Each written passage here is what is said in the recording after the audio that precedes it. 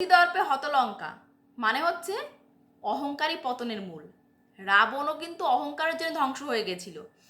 তো সেই কথাগুলো আজকে আমার বলতে হচ্ছে আমাদেরই এক ওয়াইটি ক্রিয়েটার, যে কিনা খুব ফেমাস হয়ে গেছে এখন, যে কিনা এখন রিসেন্টলি ধরাকে সরা জ্ঞান করছে, যে কিনা এতদিন অন্যের ব্লগিং দেখে কন্ট্রোভার্সি করতো নিজেকে প্রতিষ্ঠা করার জন্য, সে আজ হঠাৎ করে আরজি করের এই ঘটনা নিয়ে, তিলোত্তমা ব্যাপারটা নিয়ে এত বেশি ভাইরাল হয়ে গেছে যে সে না সাফল্যের মাথা তার খারাপ হয়ে গেছে। তো সে সেই জন্যে সহ ক্রিয়েটারদেরকে আজকাল হুমকি দিচ্ছে, এই করব তেই করব, তোমার নাম করব, তুমি আমার ভিডিও দেখে ভিডিও করছো, তোমার যোগ্যতা নেই, যোগ্যতাহীন ভিডিও করছো, তুমি আমার ভিডিওর জন্য বসে থাকো, কখন তুমি আমার ভিডিও পাবে সেটাকে পড়বে, আমার ভিডিও আমার সব কিছু কপি করছো। এই কথাগুলো বলছে সোনাকা, যে কিনা কদিন আগেও কন্ট্রোভার্সি করতো ওয়াইটিতে আর সমস্ত কন্ট্রোভার্সি ক্রিয়েটারদের মতো। তখন আমি ভাবিনি যে এর মনের মধ্যে এতটা বিষ আছে। তো কথাগুলো সোনাকাকে বলছি, শুনতে খুব খারাপ লাগছে। চলো বন্ধুরা, ভিডিওটা শুরু করি। আশা করবো ভিডিওটা শেষ পর্যন্ত দেখবে এবং তারপর বলবে যে আমি কোথাও ভুল বলেছি কিনা। তো চলো, এই যে আরজি করার ব্যাপারটা নিয়ে কিন্তু সবাই সবার মতো করে আন্দোলন করছে, প্রতিবাদ করছে, পথে নামছে। তো সেই আরজি করের ব্যাপারটা, তিলোত্তমার ব্যাপারটাকে নিয়েও যে কন্ট্রোভার্সি করা যায়, ঠিক আছে, কন্ট্রোভার্সি ক্রিয়েটাররাও যে এই বিষয়টাকে টপিক করতে পারে, মানে এই টপিকটাকে নিয়ে কন্টেন্ট বানাতে পারে, সেটা কিন্তু সোনাকা দেখিয়েছে। খুব ভালো কাজ করেছে, সে ভাইরাল হয়েছে, সে ভালো ভিউজ পেয়েছে, এ মাসে পেমেন্টটাও সে ভালো পাবে, খুব ভালো কথা। এটা নিয়ে আমার কিছু বলার নেই। কে কী নিয়ে কন্টেন্ট করবে সম্পূর্ণ তার নিজের ব্যাপার। সে তার ওরা ক্রেডিট তার কপালে ছিল, ভগবান তার জন্য লিখে রেখেছিল যে সে ভাইরাল হবে, এত ভালো তার একটা ভিউজ আসবে, তার চ্যানেলটা এই যে 70K হতে চলেছে।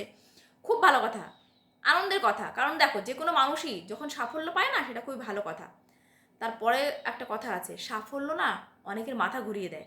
তো আজকে আমি দেখলাম একটা কমিউনিটি পোস্ট, যেটা কিনা ও কালকে দিয়েছিল, যে ওকে দেখে নাকি কিছু ক্রিয়েটার নকল করছে, কপি করছে ওকে। তোমাকে একটা কথা বলি ভাই, তুমি তো ভিডিও করছো, তোমার ভিডিও না জানি কি, তোমার ভিডিওর মধ্যে কি এমন নতুনত্ব আছে? তোমার ভিডিও তুমি যা শুনছো, চারিদিক থেকে যা দেখছো, যা সোর্স পাচ্ছ, সব কিছুটাই সোশ্যাল মিডিয়া থেকে নিচ্ছ তুমি। তোমার কন্টেন্টটা তুমি কোথা থেকে তৈরি করছো? তোমার কি কোনো সোর্স আছে? তুমি কোথাও যাচ্ছ? তুমি কি কোনো এনকোয়ারি করেছো? তুমি কোথাও কি গিয়ে মানে সাংবাদিকতা করছো? না তো। তুমি কি রিপোর্টার? নও তো।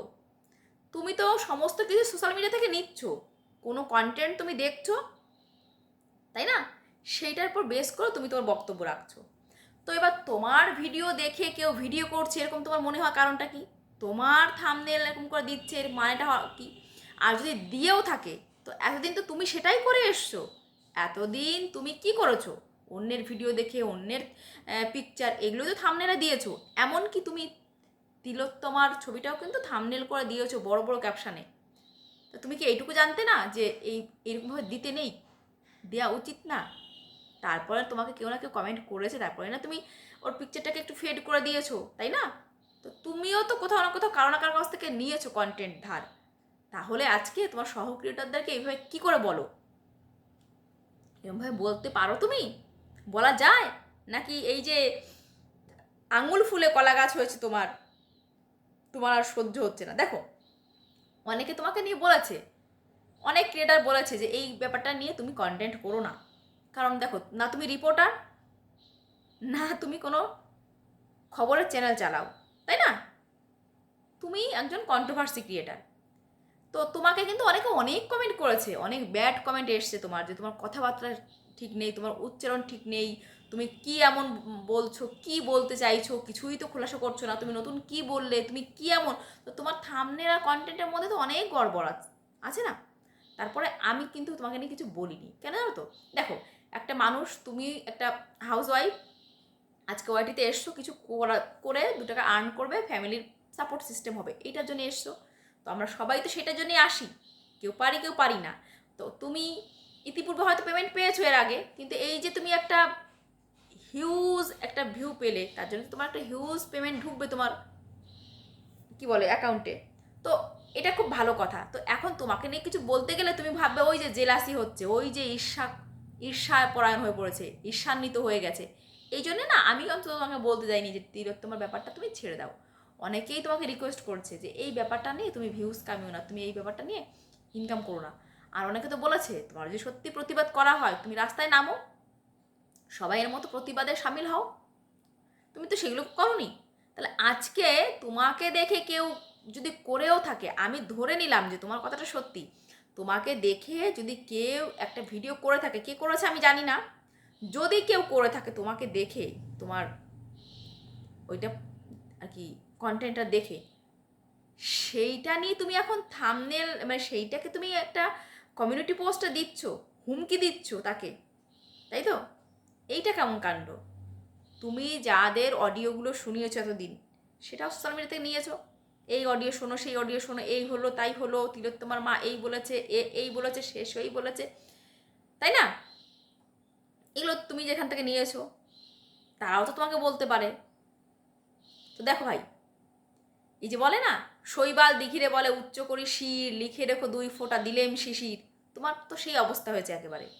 তোমার সেই অবস্থা হয়েছে, তুমি অন্যের জিনিস ধার নিতে পারো, আর তোমার জিনিস দেখে কেউ ভিডিও করলে তোমাকে মনে হয় কপি করছে, তুমি কি বলছো যোগ্যতাহীন ভিডিও।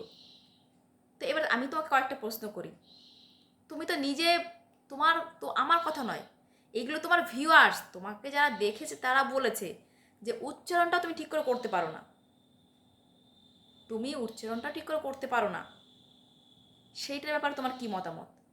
এটা আমি বলছি না, তোমাকে যারা ভিউজ দিয়েছে তারা ভিউজ দিয়েছে, তোমার কমেন্ট বক্সে এসে কমেন্ট করে গেছে, অনেকে তো তোমাকে যাচ্ছে তাই গালাগালি দিয়ে গেছে, যাচ্ছে তাই করে বলে গেছে যে এসেছে কোথার থেকে কে এসে শুরু করে দিয়েছে, আলতু ফালতু বকতে শুরু করে দিয়েছে, হেন নেই হেন তেন যাচ্ছে তাই তোমাকে বলে গেছে।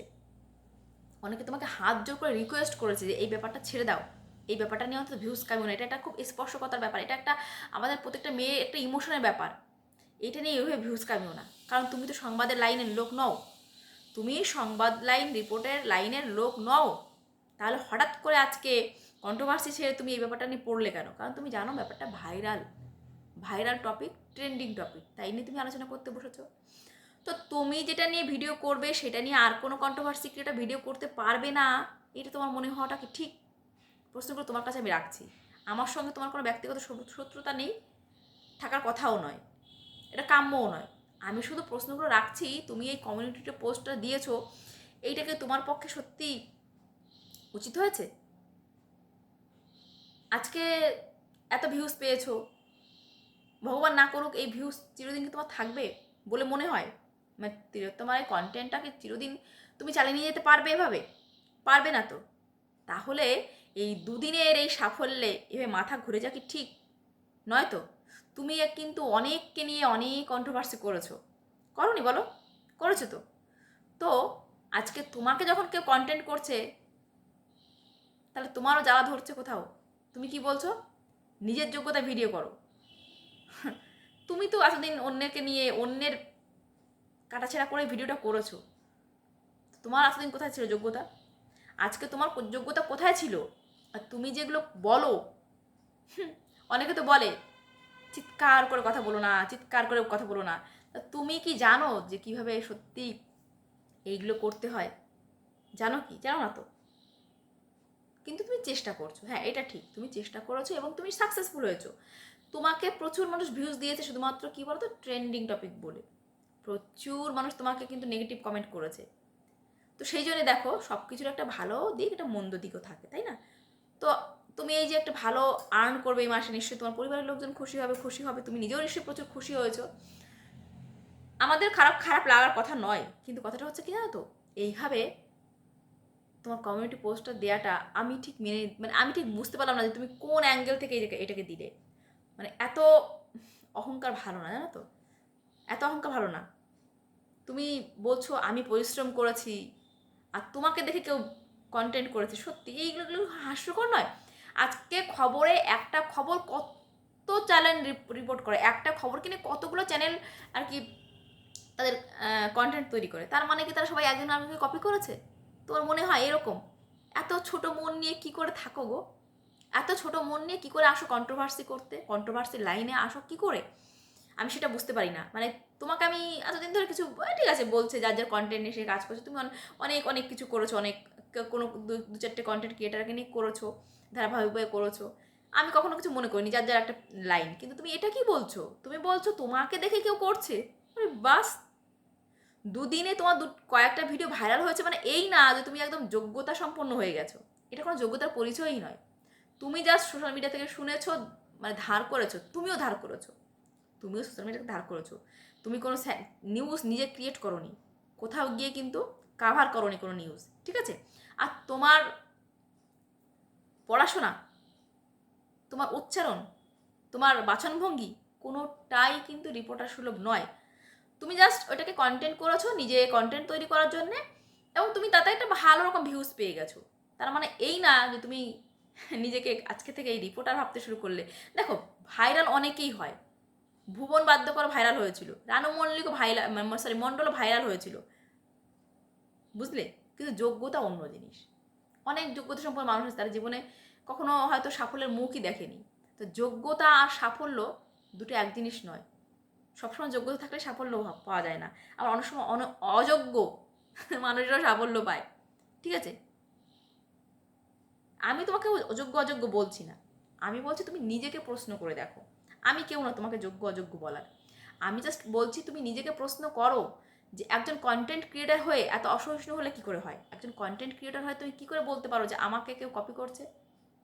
আমি জানি না কাকে উদ্দেশ্য করে তুমি বলেছো, কিন্তু আমার কথাটা খুব খারাপ লেগেছে, আমার গায়ে লেগেছে, আমার গায়ে লেগেছে। কারণ কি বলতো, তোমাকে যেখানে অনেক ভিউয়ার্স রিকোয়েস্ট করছে ভাই এইটা ছেড়ে দাও, এই জিনিসটা তোমার ব্যাপার, এটা তোমার নয়, মানে না, এটা তোমার টপিক নয়, তারপরেও তুমি সেই টপিকটা টেনে টেনে ঘিচড়ে ঘিচড়ে নিয়ে যাচ্ছ স্রেফ ভিউজের জন্য। তুমি নিজেও জানো যে তুমি এই লেভেল, এই লাইনের লোক নও, এটা তোমার সঙ্গে ম্যাচ করে না, তাও তুমি করছো।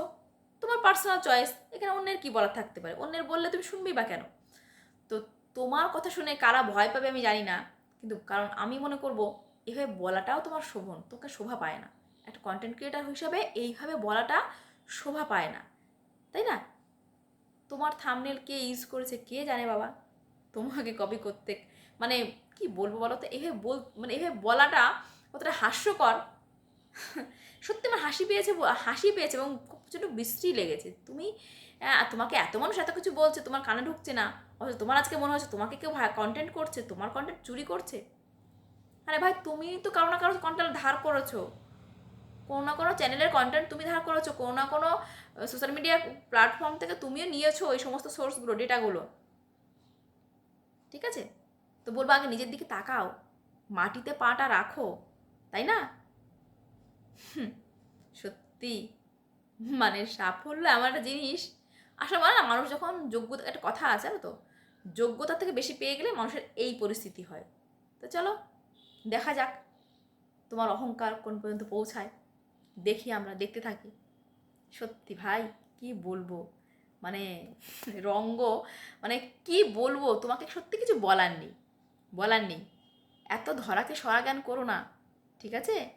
এত এত এত সাফল্যে, এইটুকু সাফল্যে মাথা খারাপ হয়ে যাচ্ছে, তাই না? না জানি এরপরে আরও কত কিছু হবে, আর কত কিছু দেখাবে তুমি রঙ্গ। সত্যি কি বলবো ভাই, তোমাকে আর কিছু বলার নেই। আচ্ছা যাই হোক, চলো, আমার মনে হলো যেগুলো বলা উচিত সেগুলো বললাম। অনেকে তোমাকে ভিডিওগুলো করতে না করেছিল ওকে নিয়ে, তারপর তুমি করছো, তোমার চয়েস। কিন্তু এইভাবে কাউকে ধমকি বা হুমকি দেওয়া একদম, ইটস ইটস নট ফেয়ার। এটা এটা ঠিক নয়।